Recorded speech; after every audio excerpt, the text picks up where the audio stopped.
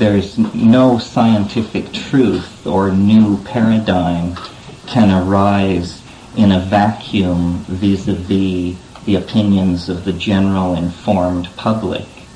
If it doesn't fly with the general informed public, it doesn't matter what degree of internal rigor it has, an idea is probably doomed to a kind of obsolescence or a kind of obscurity. So this idea that I want to put forth, which is the product of many people's thought on the subject, not the least of which is my brother Dennis, and I've developed the idea in conversations with Rupert Sheldrake and Kat and Ralph Metzner and other people over the years, is basically an extension of orthodox evolutionary theory as it applies to the question of human origins. And then, having once established that part of the theory, going forward to try and see what kind of implications this revisioning of evolutionary mechanisms might have on contemporary life and the way in which we relate to ourselves and each other. The orthodox theory of human origins takes the position that the evolution of human beings from higher primates was an evolutionary process no different than the evolutionary processes which had refined the mammalian forms which preceded the primates, nor is it thought to be any different from any other evolutionary process. There is no ontological difference hypothesized. However, I think that using the language of the evolutionary biologists, we can show that there were factors present in the pre-human and early human environment that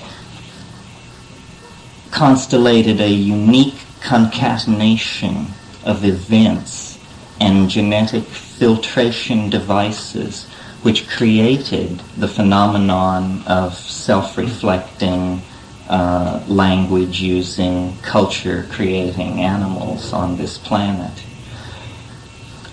Orthodox evolutionary theory takes the position that as the African continent became subject to an increasing period of dryness, which may have initially begun as early as 2 million to 1.5 million years ago, that the general tropical forest which covered the continent began to retreat in certain areas where water was a constraint, and grasslands arose.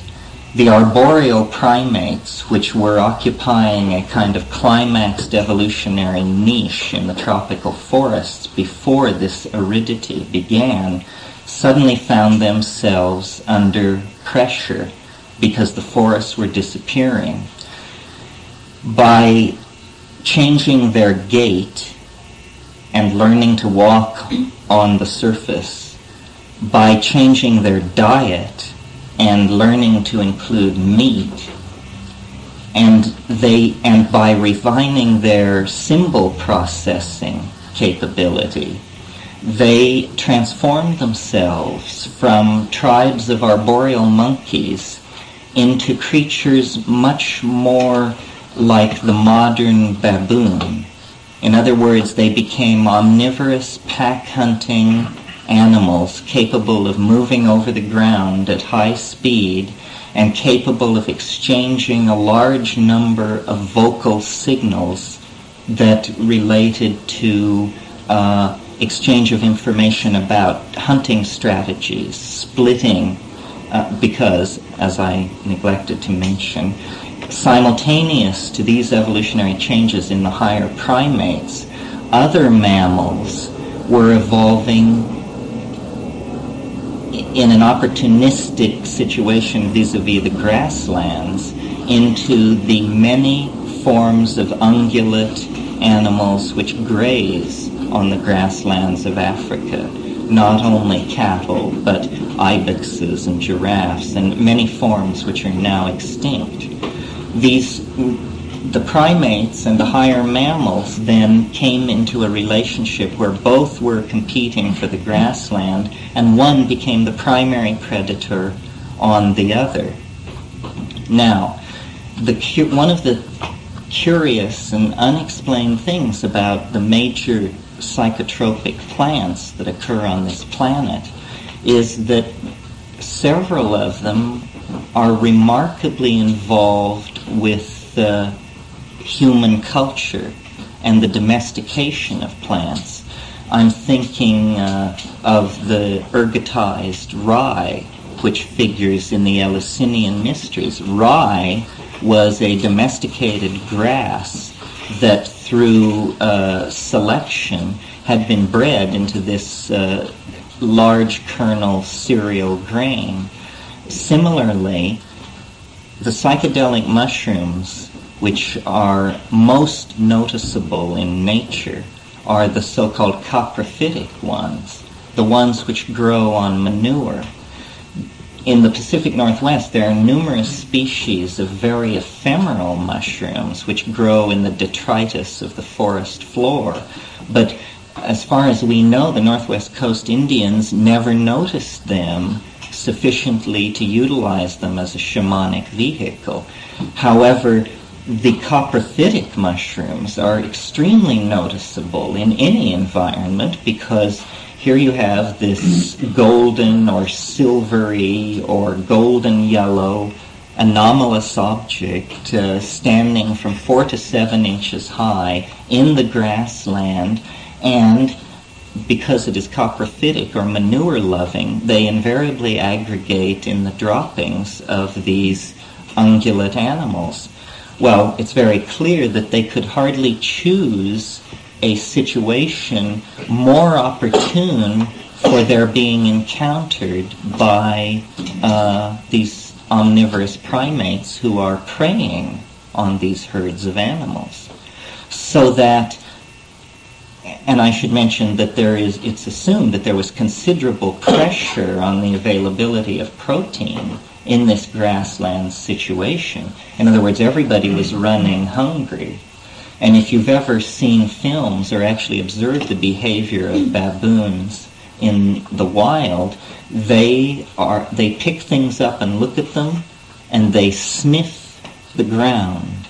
And this is their main behavior pattern, is sniffing the ground and picking things up and looking at them and testing them to eat them. Well,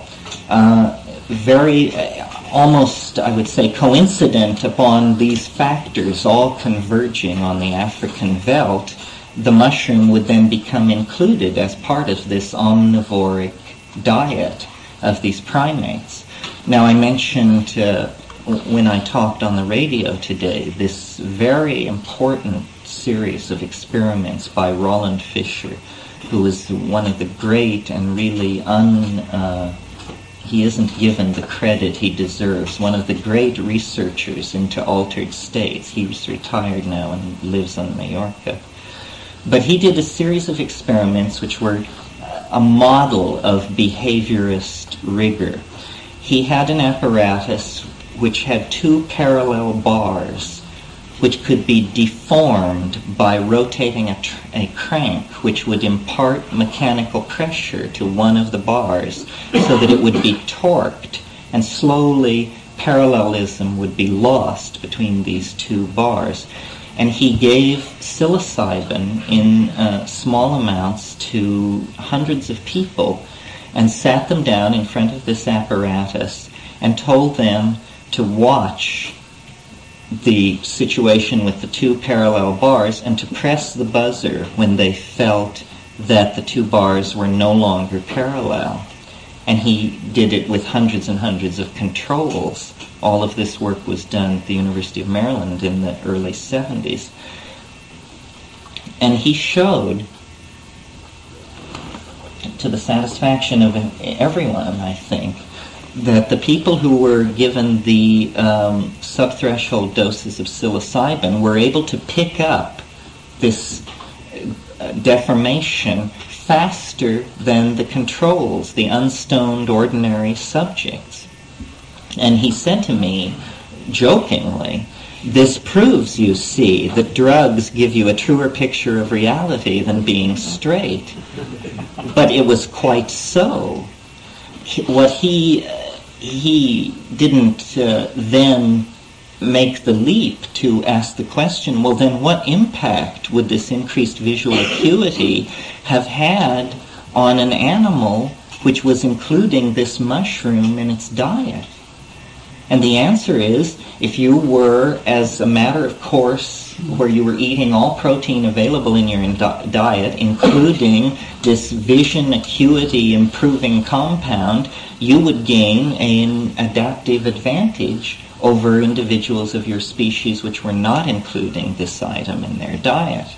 This is just as straight an exposition of the evolutionary mechanism as could ever be given. There's nothing wild-eyed about it.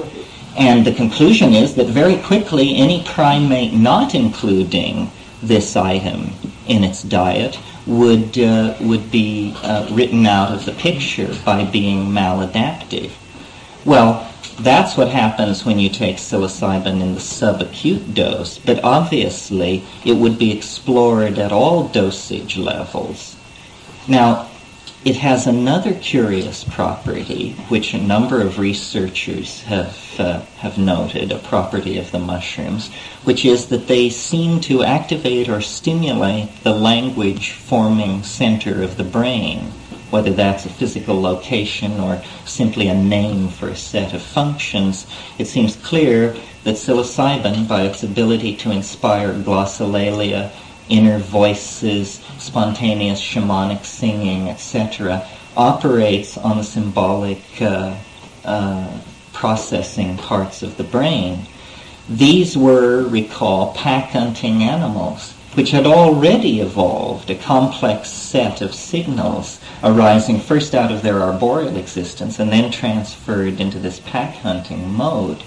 So it's reasonable, I think, to suggest that psilocybin can be seen in that situation as a catalyst for language. It is a catalyst for greater visual acuity and hence hunting prowess, and it is a catalyst for greater hunting prowess expressed through a greater facility for the processing of symbols.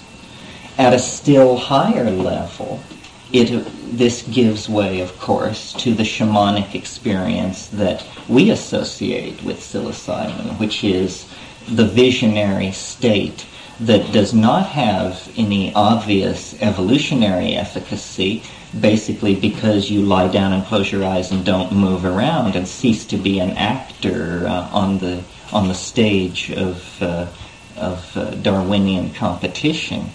So I think it's reasonable to suggest that the development of language and the dominance of this particular adaptation of the primates can be put down to the fact that there was a catalytic enzyme in the diet which was pumping this to the detriment of all its competitors. For instance, the other great apes, the gorillas and the orangutans, did not adapt the omnivorous strategy, did not adapt the running gait, and they are, of course, in danger of extinction and never achieved high culture at all, except, of course, for cocoa. So this, I think, is the hidden factor. Now, this may not sound revolutionary, but ever since the notion of a human descent from a primate ancestor has been articulated, the search has been for the missing link in the form of a transitional skeleton which would show that there was no question that one had become the other. And while skeletons have come to light reflective of various stages in this process, it's still unsatisfying to the evolutionary anthropologist to try and explain the speed with which this process happened. The fact that in the last 30,000 to 50,000 years, the brain of human beings has evolved more than in the previous 3 million years. And so what I want to suggest to you and to the community of people who are concerned with the mechanics of human evolution, that what we need to be looking for is an exogenous catalyst to this sudden burst of primate development.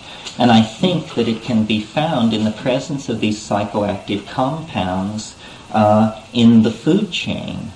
Now, at a slightly later stage, this, as cognition and self-reflection and language are all beginning to template onto reality, it seems very clear to me that the cattle would be seen as the source of the mushroom. The mushroom would seem to that mentality as obviously a product of the cow, as milk, meat, or fuel, meaning the dried manure, burned as fuel, so that the mushroom was a gift of the cow, you see.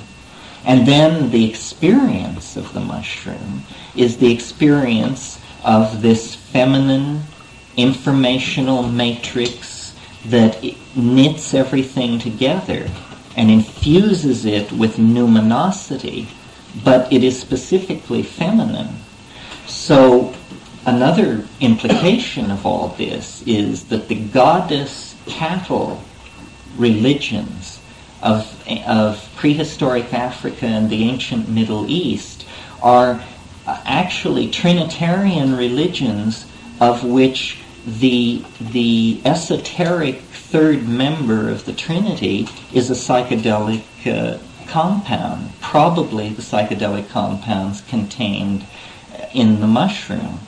In the 19th century, in the first wave of comparative mythology, which was headed up by Fraser and that school, much energy was expended on the notion of the great vegetation goddess, and how this was seen to be evident in all the cults of the old world, the cults of Tammuz and Attis and Sibyl. These were all seen to be particularized historical expressions of the great vegetation goddess. I want to suggest that this vegetation goddess was not they make it out as a kind of generalized awareness of the fecundity of nature expressed in the bounty of vegetable nature, which I'm sure metaphorically it was that, but I think it's reasonable to suggest that it was focused quite tightly on this image of the mushroom.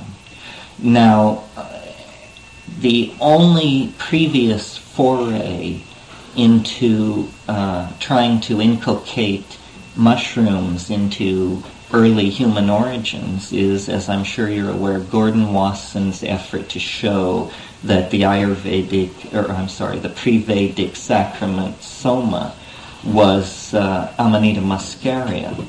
Amanita muscaria is an intoxicating mushroom. It does not contain psilocybin. The spiritual worth of it seems closely bound to the cultural context. It seems very hard for people who have not been brought up in the tradition of Arctic shamanism to actually get a good connection with it. Nevertheless, Wasson wanted to suggest that it was Indo-Aryan people coming out of the Caspian Sea area and into Mesopotamia, carrying with them a mushroom cult that they then deified as Soma, and then forgot in the Vedic centuries where they were establishing themselves in India. I think that a different view might well be that these Vedic people, when they swept down from the Caspian Sea area, encountered a mushroom religion, and that was a goddess cattle religion. You see, Amanita muscaria is not symbiotic to cattle. It's symbiotic to birch trees. It has an entirely different kind of symbiotic relationship. So that I want to suggest, based mostly on the fact that I think it's clear that psilocybin is the kind of chemical compound which could have worked the kinds of changes we're talking about, to suggest that psilocybin was the factor in the environment, but that the story may be that these Aryan peoples had to accept the mushroom that they found the goddess people using and then carried that to India. Now, this tradition occurs as late in the West as the Eleusinian Mysteries, which Wasson made a strong case that the Eleusinian Mysteries were ergotized rye beer, that a non-toxic strain of Claviceps paspali was actually infecting the rye which grew on the Eleusinian plain, and that a beer was brewed out of this, which was the intoxicating sacrament of Eleusis. His case is very convincing. However, he doesn't mention the strongest competitor in terms of an interpretation of the Eleusinian mystery, which is that Robert Graves showed that the recipes for the Eleusinian ambrosia always contained words which could be arranged in such a way so that the first letters, when read downwards, would spell out the word mushroom in Greek. This is called an ogham, O-G-H-A-M, and I'm sure you're all familiar with it. And he showed that the ingredients of the Eleusinian ambrosia, which were always listed as honey, barley, something else, and water, and he said, what kind of an ingredient is that? Everybody knows that water is an ingredient of beer, but he said the word water is always present in order to provide the letter which is necessary to form this cryptogram which explains that it was really mushrooms. It's interesting that Greek culture there was a school of scholarship in the early 19th century which held that high Greek culture was derivative from Mycenae, the Mycenaean kingdom, of which the House of Atreus were the ruling family. Well, this MYC sound is a mushroom sound. It's philologically a clue. The island of Mykonos, if you look in a modern Greek dictionary, for the etymology of the island of Mykonos, you find that it is the island of the little bald-headed man. Well, now I ask you. So Mykonos, Mycenae, these are words which clue us to the fact that very early, and the word mucus is also in there, and lays the basis for mycophobia in later languages. So what's so great about all this? Well, what's so great about it is, first of all, it provides a kind of mechanism for seeing how something as complex and self-reflecting as ourselves could emerge from the background of animal nature without a deus ex machina, without the hand of God intruding into nature. We see rather that it's simply a set of very sophisticated mechanisms of catalysis and filtration which promote certain things, a certain kind of binocular vision, certain kinds of information processing, and certain kinds of experiences which then language, you see, seeks to template. And these pack-hunting monkeys, once they had the sacrament of mushroom intoxication, had an object for the inner ocean of language to beat against in an effort to describe and encompass and communicate it, that laid the basis for religion. The word religion is related and based in the idea of origins. Religio is the going back to the origins. It also has, this idea also has an implication for the modern dilemma of attempting to relate to drugs. I mean, what are they? Are they good? Are they bad? Are they the scourge of the devil or the portal to enlightenment? What are they? And I'm speaking now of plant compounds. How are we to relate to the plants which intoxicate? Do they drive us mad? Or do they return us to the religio, to our own origins? Are we to see the states of mind which they invoke as tremendously alien, or are we to see them as in fact a way of going back to the primary situation in which everything that we call human found genesis? And I think that because science is the reigning religion of the modern world, if you want to change people's minds about something, you have to get scientists to change their minds. And what evolutionary biology, to its detriment, has ignored is the role of all forms of symbiotic relationships in nature. The Darwinian idea of evolution is, it's a world of fang and claw, and the swiftest, the cruelest, the largest, the fastest, these dominate. The actual situation has been seen to be now for about 30 years, but the implications are making their way very slowly into orthodox evolutionary theory, is actually cooperation is what nature seeks to consolidate and conserve. And it is the species which can make itself most user-friendly to its neighbor species, which actually survives. That's why, there is hardly a tree which grows on this planet without a mycorrhizal relationship to a fungi. A mycorrhizal relationship means that the tree cannot grow and live unless the roots are covered by a fungus, which is a completely independent organism, but which mediates the buffering and transport of mineral salts and that sort of thing, and makes the exterior environment palatable to the tree. Now, I mentioned today on the radio, many of these relationships start out as parasitic, but a parasite is either an evolving or unsuccessful symbiote, because there is no percentage in a biological relationship where you kill the host. And this is what parasites do. They are lethal, and they spoil the party. They kill the host, and then the guests have nowhere to go. And that's a crisis for host and guest, you see. But over time, these lethal parasitic relationships evolve into symbiotic relationships, where each party is contributing something to the well-being of every other party. And this is what happened in the situation with the mushroom, the human beings, and the cattle. The domestication of cattle ensured their survival.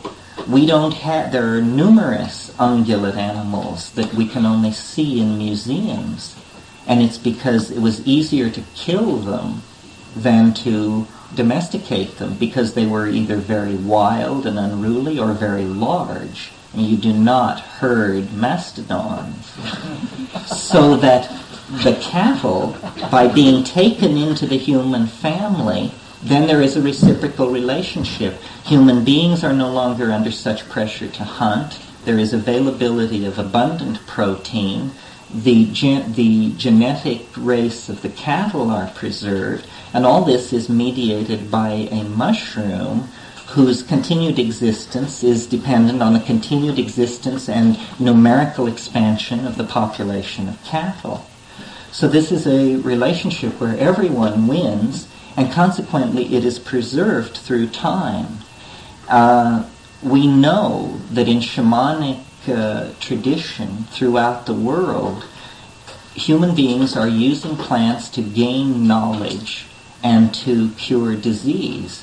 What has escaped our attention because of our anthropocentric point of view is that the plants which confer these abilities on human beings are therefore made cultivars and taken out of the stream of evolutionary selection, and instead they become objects of culture and are cultivated.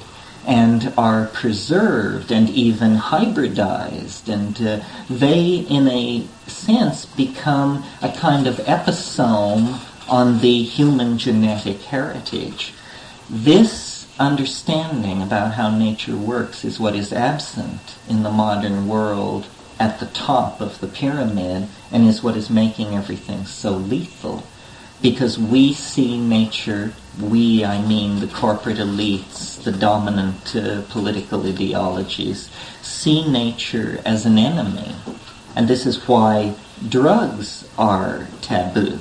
Because these plant drugs, are an immersion in this symbiotic field of information. They are reaching out to this original situation, which is very unsettling.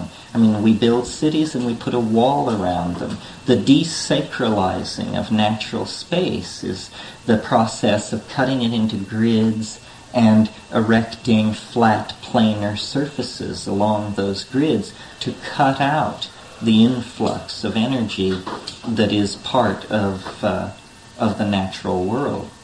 Now, you know from listening to me go on this subject that I believe that this is all a plot of some sort. In other words, that it is no mere coincidence that this mushroom was there in those cow pies. But notice that it need not be a plot. It could simply be an extremely unlikely concatenation of events which leads to the production of self-reflecting, thinking human beings.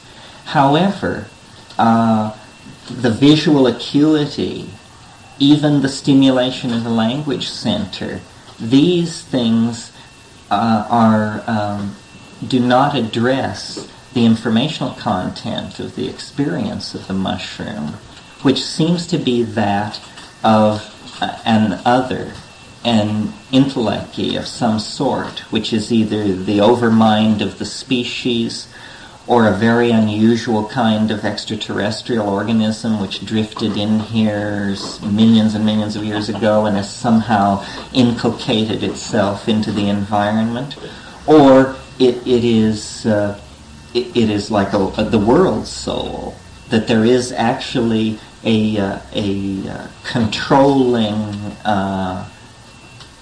governor of the planetary ecology that can address a species coherently in its own language.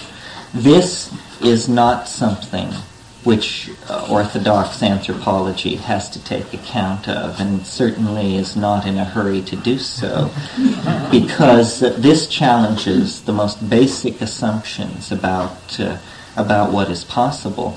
Nevertheless, I think, that as we peel away the onion of nature, things are going to get stranger and stranger and stranger to the limits of our ability to conceive it, almost.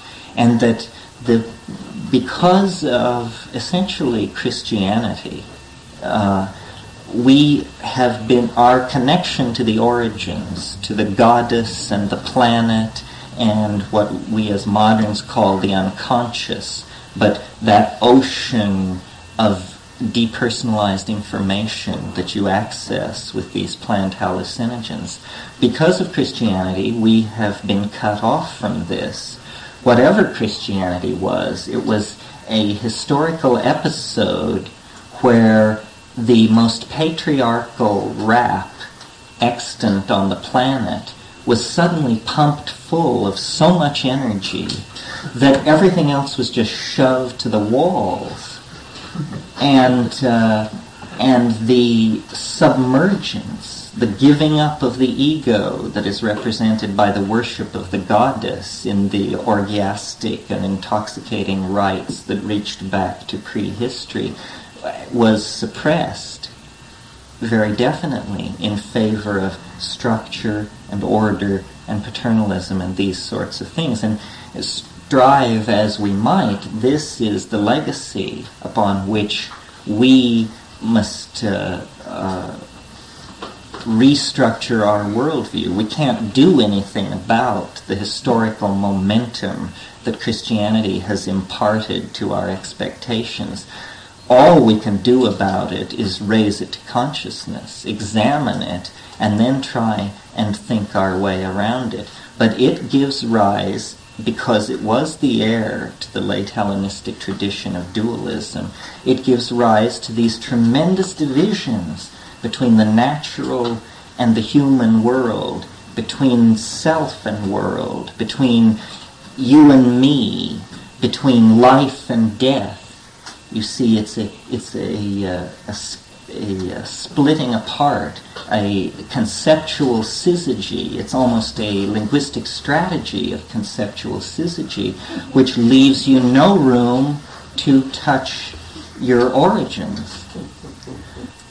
This lore, this understanding of human-plant interactions is slipping through our fingers at a tremendous rate. The last time I was in the Amazon, I can't remember, I guess it was 83 or 87 something. Anyway, we were on the track of a orally active DMT drug called ukuhe, and it had only been used by 2 tribes of Indians, and it was way up this river.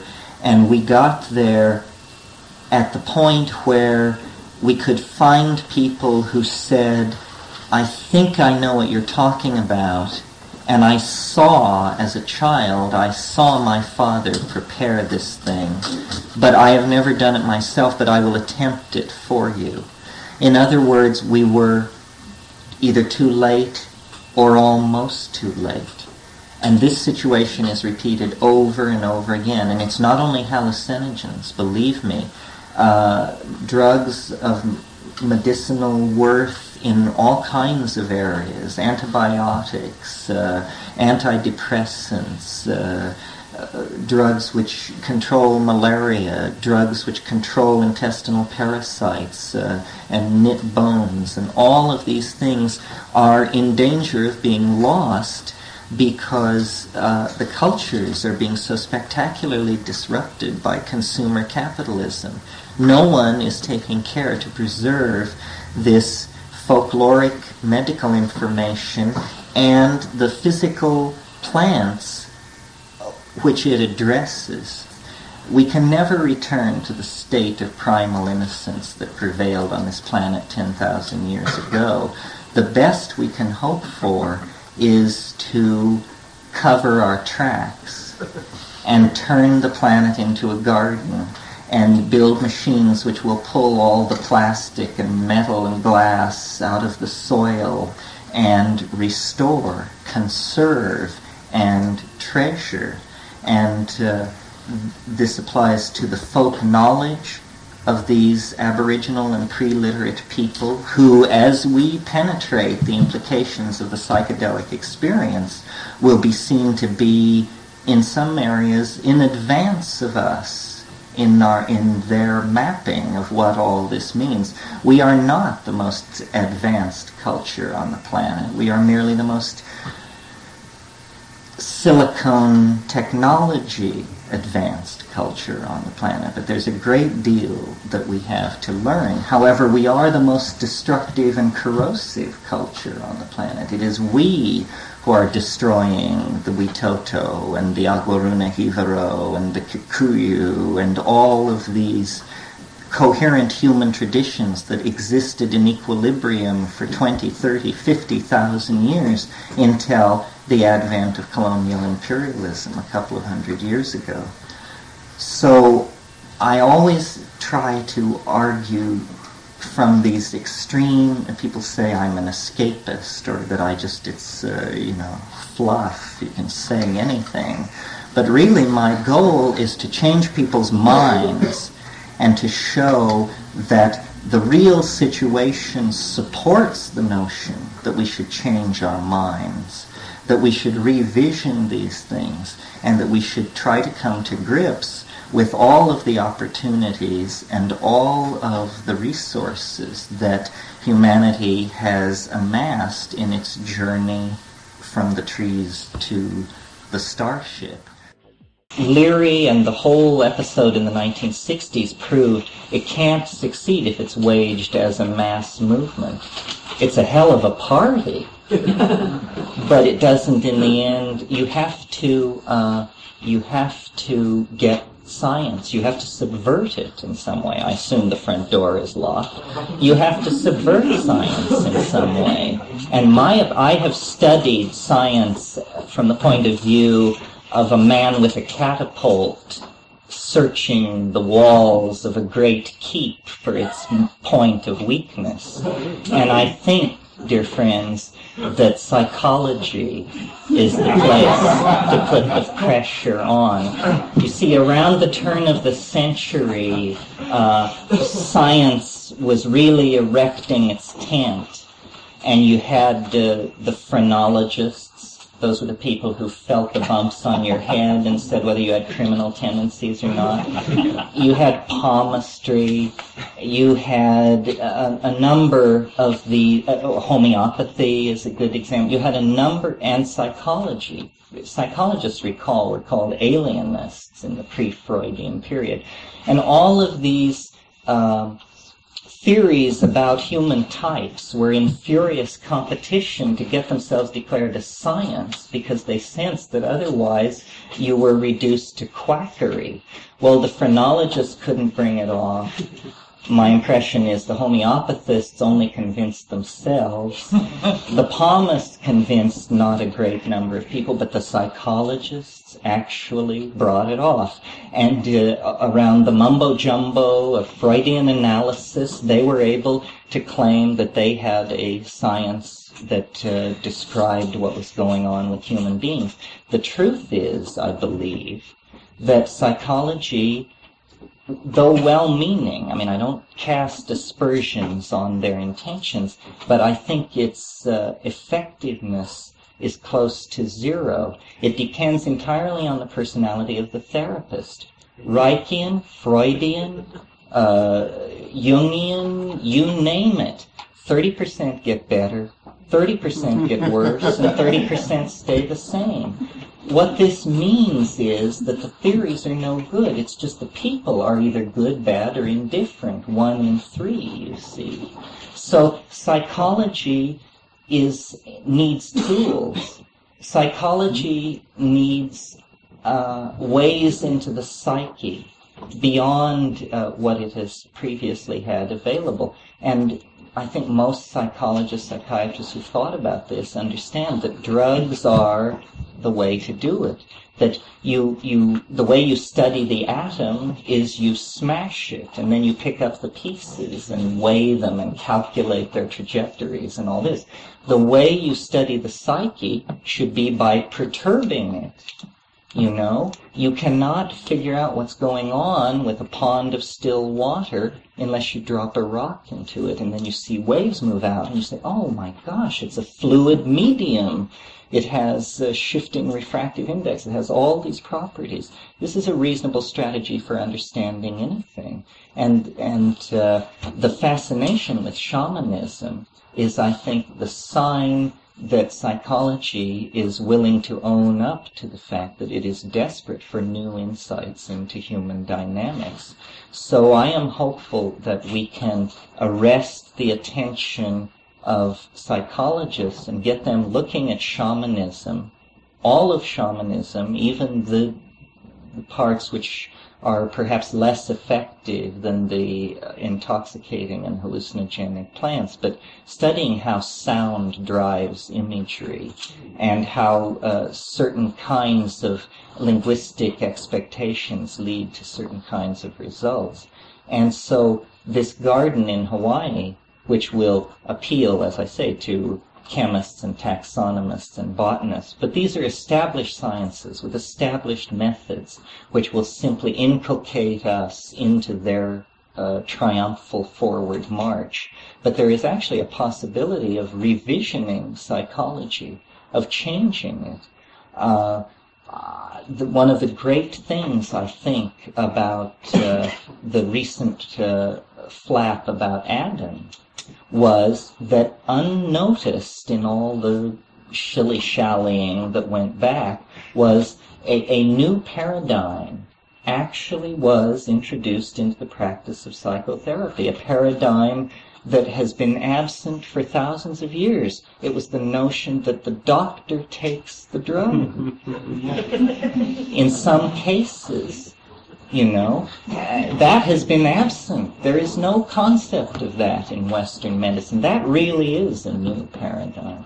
So, what a garden such as I'm describing would do in Hawaii is it would simply lower the energy barriers, make it easier for these professionals to explore these areas which otherwise might be closed to them for institutional or financial reasons. So you haven't heard of the cultural survival? No, I haven't heard of them. Oh, it's an attempt to save a lot of these pre-literate cultures in situation, their present project is to try to keep Huicholi culture alive, although they're being exploited for this cheap labor and so on, and being taken off the reservation.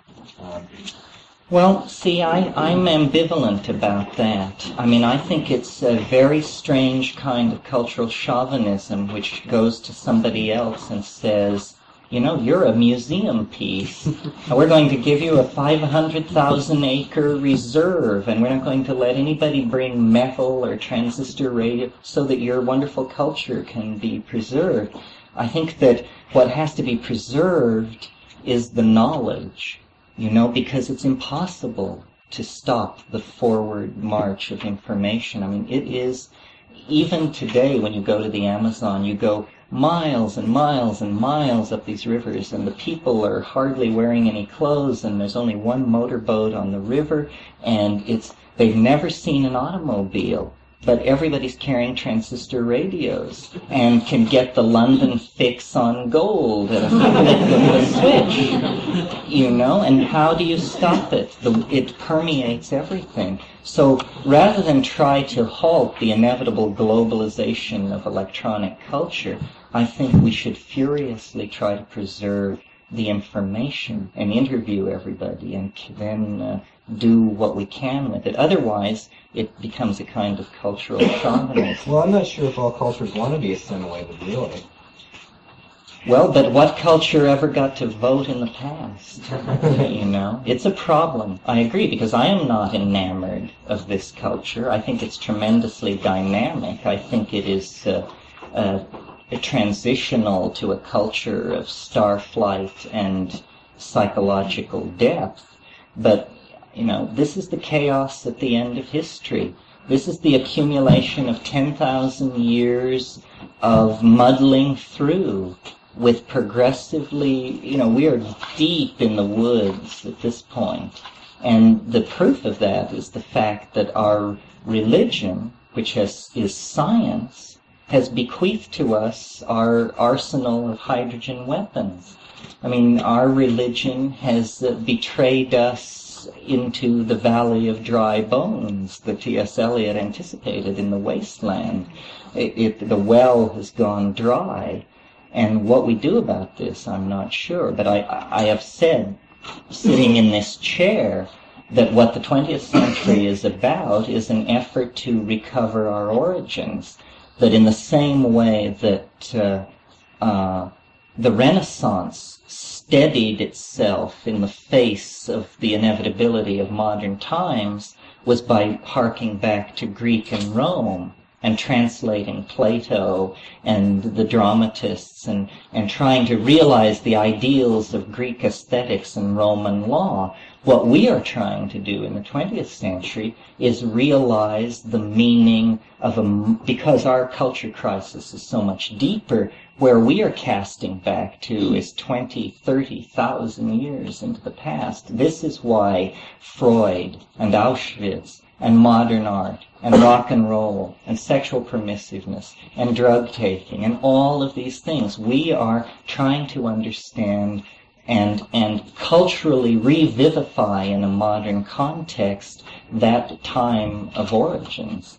And it's real rocky. We don't know how all this is going to come out because there's so much we don't know about the constraints on the situation. Yeah. I wonder if you know, or anyone here may know, what Larry and Lily refer to as vitamin K.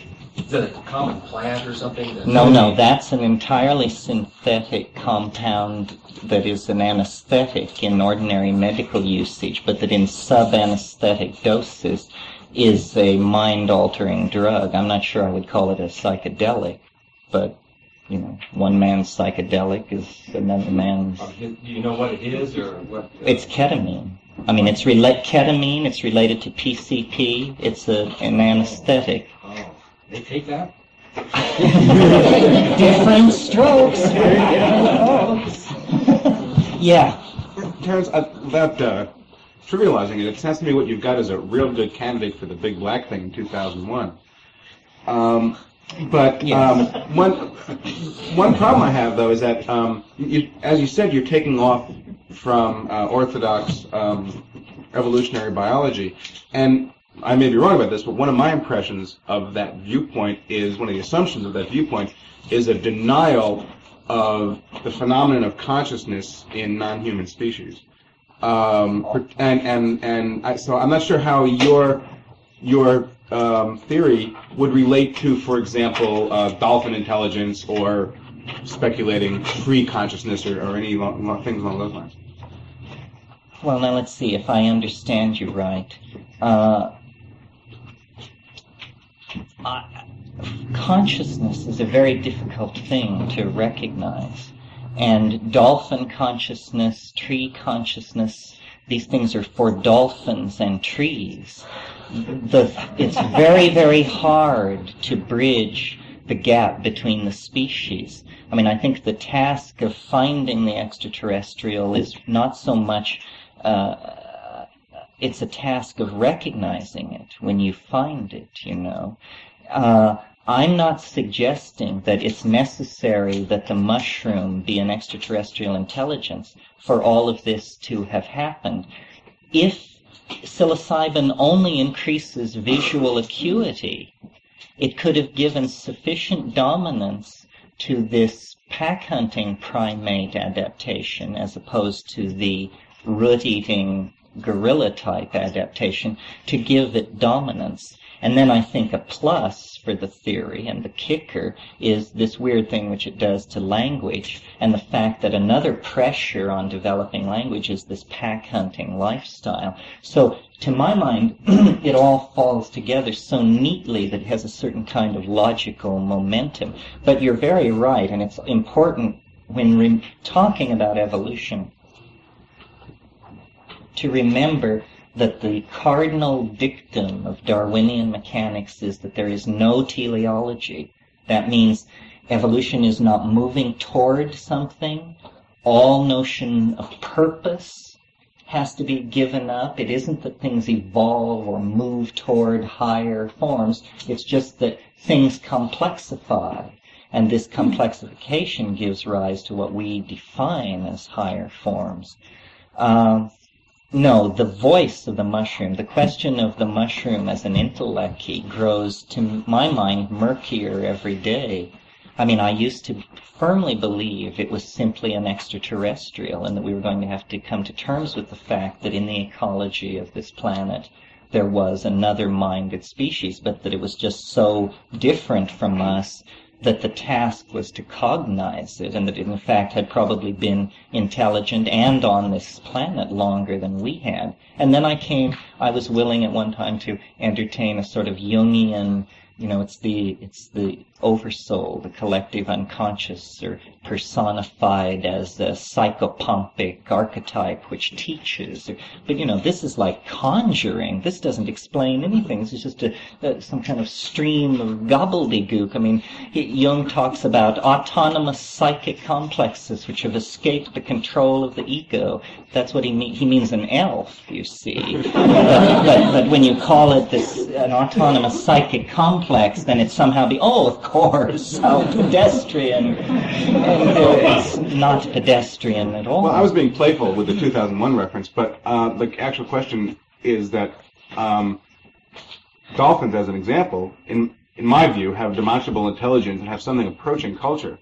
Do you think they had their own mushroom, or no? or do you think that's not, or think is that in fact that, not necessary to the development of that type of intelligence? No, I don't think it is necessary. First of all, I'm not sure they're intelligent. If they are, there's ample spans of time. I mean, they were land animals, and then they went back to the sea, and it's really hard to realize how much time there has been for these changes to go on. As to culture is sort of a shock wave which follows behind language.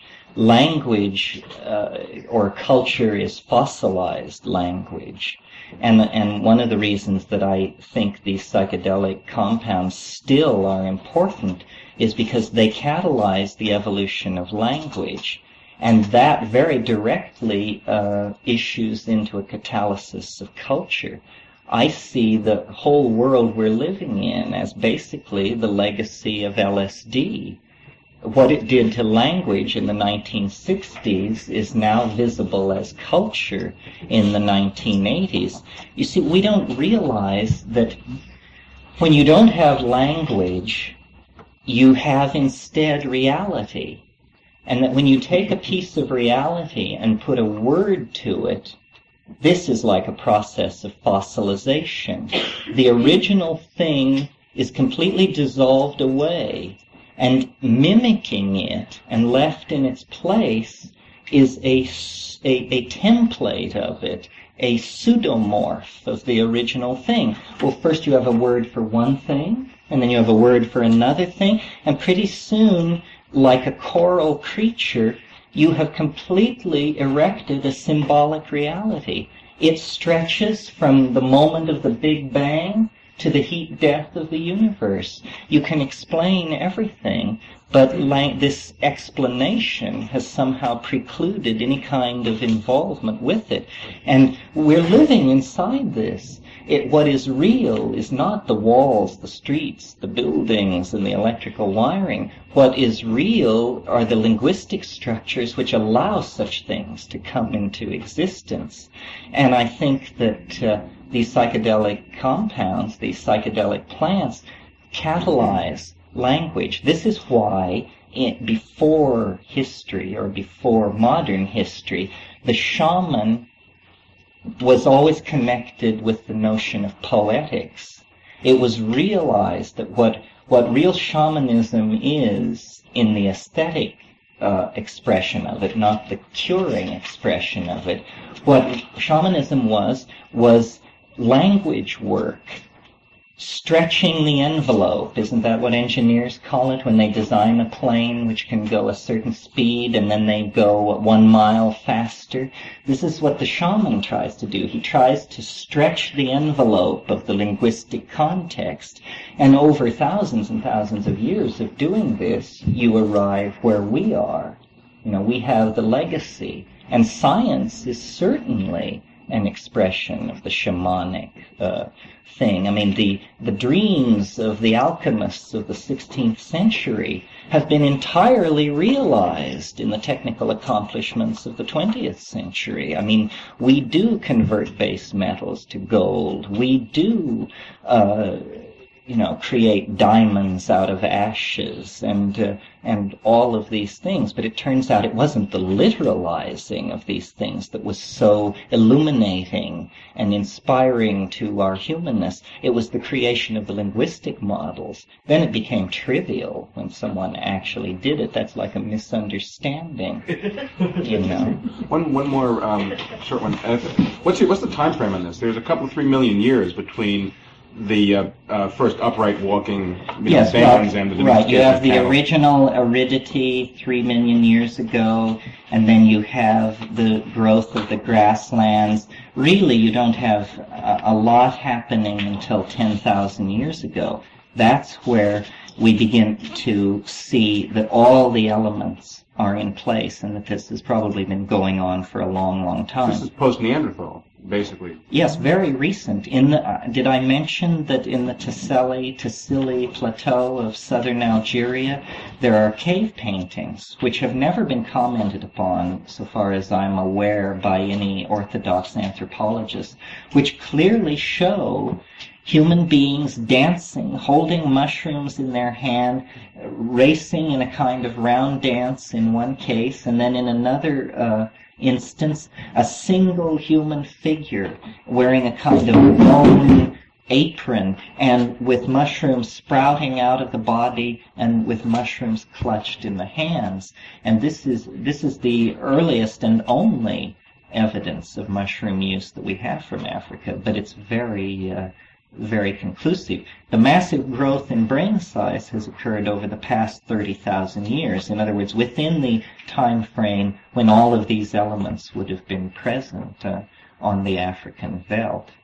And I've sketched this very quickly because, first of all, you're not professionally interested in the details of evolution of ecosystems, but for instance, Carl Sauer has argued that there is no such thing as a natural grassland, that grasslands are the earliest artifact of human existence on this planet, and that we created them with fire and repeated yearly burning because yearly fires promoted the growth and rapid evolutionary selection of grasses, which promoted the production of cereals. And the proof of this contention is pretty easy to understand and hard to overthrow, and it is simply this, that if you have a grassland which abuts a virgin forest, you go into the forest and you find that none of the grassland species, none of the newly evolved grassland species are present in the forest, but in the grassland, many of the forest species are found to have adapted forms which are living in the grassland. Well, that's a very, very clear proof that the grasslands are recent and worse successive upon the forest. So this is another context. Perhaps humans were the agency which created this entire environment where this evolution of ungulate animals and pack hunting and all of this could have evolved. The impact of human beings on the planet, there was just a conference about 6 months ago in Boston in which paleontologists of the mammalian paleontologists gathered together and pretty much concluded that the major force promoting the extinction of the large mammals all over the world was man.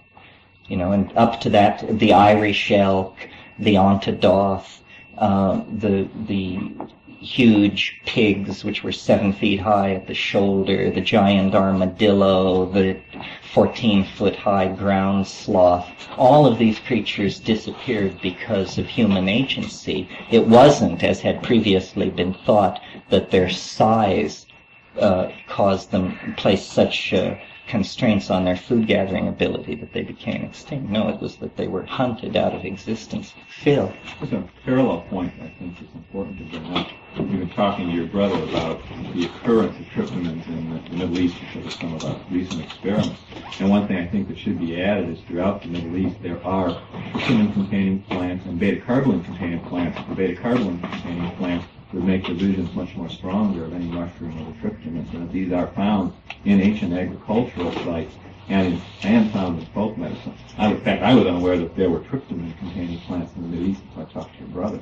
Yes, I simplified the story and I concentrated on Africa because Africa is thought to be the point of origin where all this hominoid speciation went on. But you're correct, there could be other plants which could synergize this, or in the New World you have a completely different situation where different plants, Banisteriopsis caapi, or morning glories, or peyote, or the other psilocybin-containing mushrooms, would have worked the same kinds of effects on culture, but you don't have quite the coincidence of events or of factors necessary for the kind of scenario I've sketched out. You need the grasslands, you need the pack hunting style of life, and And these other psychedelic plants are not subject to being associated with the domestication situation. For instance, Banisteriopsis caffi is a rare wild woody vine,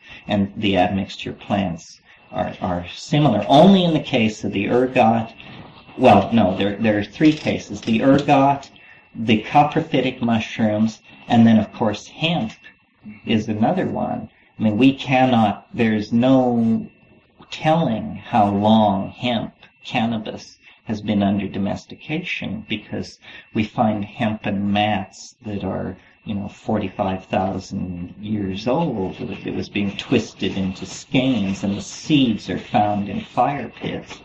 So, again, this is an example of one of these things being brought in. Yeah. Somebody back there? Yes.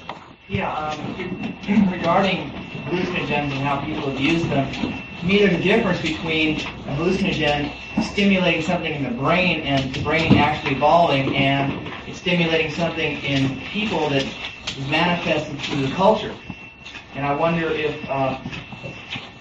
in the last 20 years or so, since at least a few million people have started taking hallucinogens, any real evidence has come out that there is measurable increase in intelligence or any other skills besides this visual acuity in human beings who have taken a number of hallucinogens or mind-altering drugs.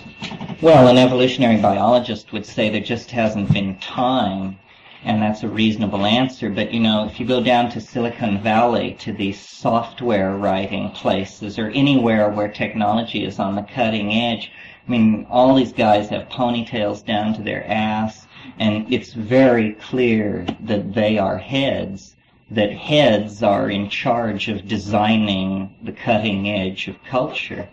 And I don't know whether that means there's been an evolution in intelligence or not, but you've got to take seriously, and it's too bad that it wasn't taken seriously, the notion that what these things do is they are consciousness expanding compounds.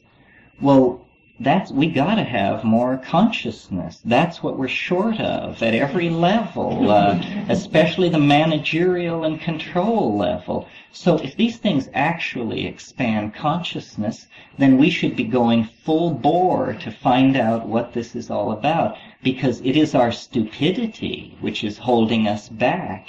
We are amazingly lumpen, and humanity is just unbelievably perversely locked in closed loops of behavior patterns and self-deception and all of this. And in fact, where you have an outbreak of mass psychedelia, such as LSD, there you get people abandoning fixed behavior patterns, and the stockbroker sells his house and this sort of thing. They decondition. And this is a precondition for consciousness. How can you evolve your consciousness if you do not decondition yourself from the mold into which it has been poured and ossified? They liquefy. It's almost like the alchemical metaphor of the solutio. Everything is dissolved, and then everything is recrystallized in a new form. But consciousness expansion must loom large in the history of the species. I see all of history as a psychedelic trip. If by psychedelic trip we mean an experience of consciousness expansion that ascends through successive levels. I mean, this is a trip which has lasted 1,500 generations, and we are not the same people who began it. I mean, they were all sitting around scratching and picking fleas. We have carried through the legacy because of the ability to epigenetically encode information so that the experience of each generation could be saved and passed on in the form of records of some sort to the next generation. We have amassed a vast amount of consciously expressed material. The problem is we're not making good use of it. I mean, in a microcosm, I think it was William James who said, it's fine that we line our rooms with books, But if we don't read those books, we're no better off than our cats and dogs. And this is sort of what the psychedelic experience is an invitation to. It's an invitation to read the Akashic records, the real books, the books that have accumulated in hyperspace out of the blood, sweat, and tears of 1,500 generations of explorers. We are the inheritors of that legacy. They have carried us from monkeyhood to within 15 or 20 years of starflight, machine intelligence, genetic immortality, so forth and so on. It would be a great pity if we were to drop the ball. And I think that blame would accrue rather directly upon us. We owe a debt to those people. The only way that the conquests, the pillaging, the dispersions of people, the pogroms, the only way the horror of history can be redeemed is by giving history a meaning, you know? And the meaning has to somehow be commiserate with the toil and the suffering that was required to produce the situation where that meaning could be generated. So every successive generation of human beings has had this incrementally increasing responsibility and an incrementally increasing set of tools for righteously shouldering that responsibility. And this is our situation. It's simply that we are either the penultimate or the ultimate generation. You know, there's an Irish prayer, may you be alive at the end of the world, meaning may you be a part of the transformation of transformations, which gives everything meaning. And I really believe it isn't going to go on for centuries, people. We aren't going to put standard stations on planets around Alpha Centauri, and we aren't going to export Tylenol to the stars. It isn't like that. It is accelerating at so rapid a rate that we are going to become unrecognizable to ourselves within the lifetimes of most people living in this room. So how do you come to terms with that? And how do you help everybody else come to terms with that? This is, I think, the dilemma of all of our lives. And, you know, I've chosen to respond to it by centering in on these the hallucinogenic, ecstatic experience. I couldn't have done otherwise. It seems to me obvious, but I suppose to Hitler, National Socialism seemed the obvious solution. So I'm not saying follow me. I'm saying we all have to respond in some way to this legacy, this responsibility, and this challenge. And if there is anything on this earth which expands consciousness, it should be fully and exhaustively explored without cultural bias, without fear or prejudice. And talks like this, people like yourselves, we are, you know, a small, thin voice in the wind, but it has to be said because it seems to be right. Yeah. Then why are you going to do this under the reach of American jurisdiction? You mean why not do it in another country? Well, why not do it under American jurisdiction? Well, yes, I mean, we're not discussing anything illegal, are we? What are we discussing? I'm advocating that all these ethnomedically significant plants need to be preserved so that professionals will have an opportunity to sort through them. The issue of consciousness expansion is just like the issue of your sexual conduct. It's nobody's business. I mean, surely your mind must be the most private part of your body, and it should be treated as such. So on one level, I'm talking about almost political and societal programs. Let's preserve plants. Let's preserve folklore for professionals. But there are no professionals in the field of self-exploration. That's everybody's job. I mean, you all are PhDs in consciousness exploration, or if you're not, you should be, because what else have you got going, you know? Yes. Well, I was concerned myself about the legality of keeping your garden or distributing its products. Are you going to differentiate between mushrooms that are not legal to have or give or sell? Or Yes, no, I'm not really. We wrote a book years ago on the cultivation of mushrooms, and I consider that work pretty much finished. And I'm much more concerned about these very obscure plants, higher plants, you know, not fungi, but higher. They haven't made it legal yet. No, they're not illegal. They're virtually unknown to science. I mean, what we're talking about is tracking down rumors and that sort of thing. No, it's not necessary to break any laws to explore the fringes of psychobotany. Laws only are passed against drugs in response to epidemic outbreaks of usage. The compounds I'm interested in are totally unavailable and no one's ever heard of them anyway. And that's where the interest lies. I mean, I certainly wish that it were legally possible for professionals to do research on the effects of all psychedelic drugs in the context of medical research. But apparently this is not to be.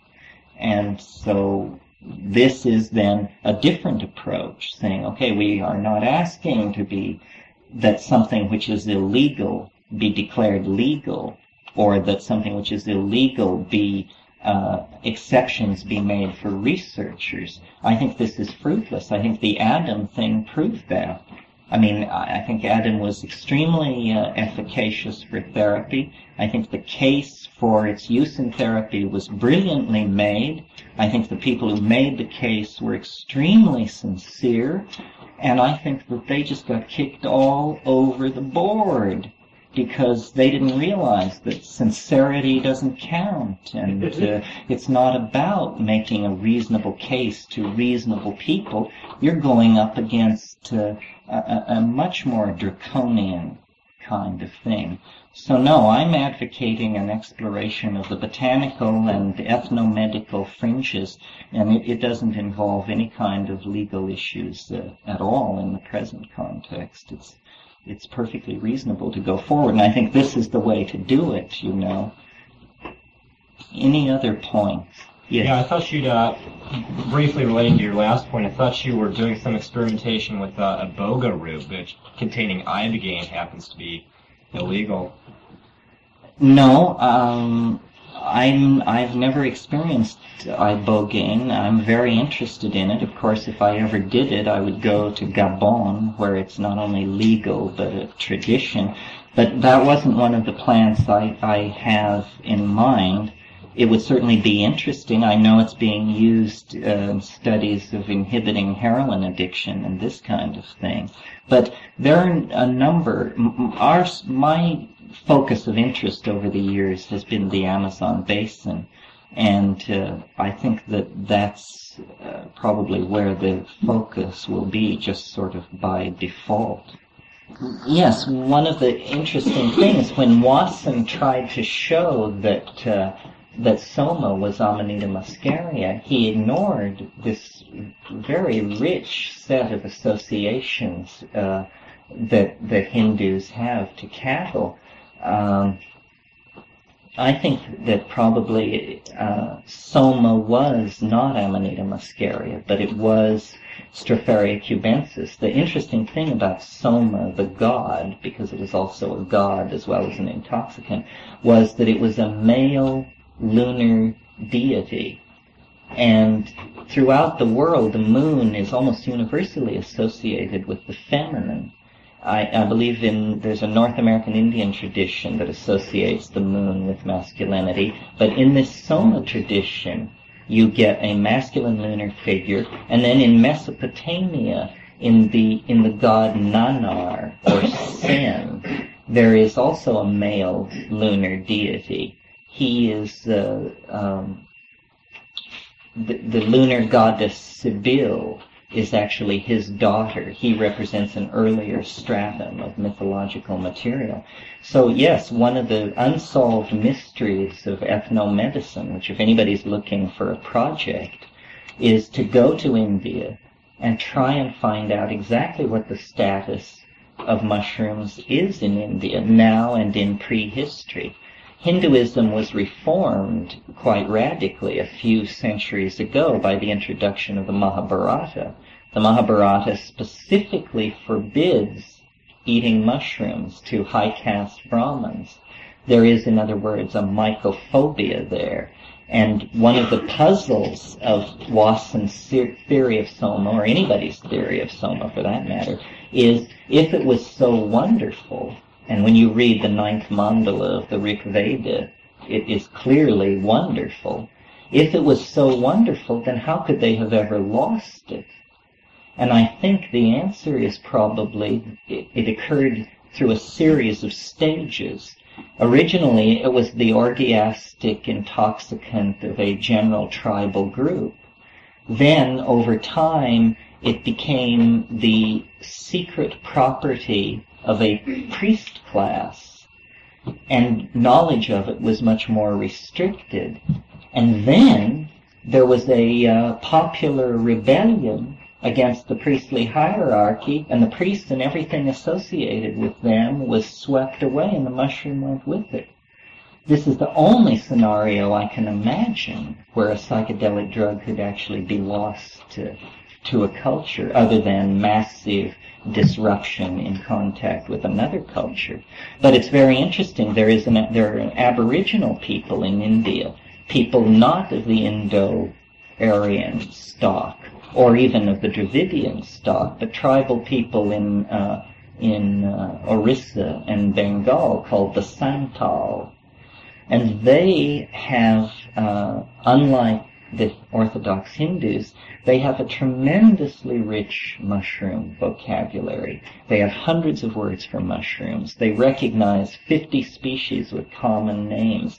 They eat 12 species. In other words, they appear to represent a mycophilic culture that was extant in India before the Indo-Aryan invasions, and their relationship to psychedelic mushrooms has never been fully explored. They have a very interesting language where everything is designated male or female. Everything is given this designation except one thing in the entire universe, and it happens to be a mushroom.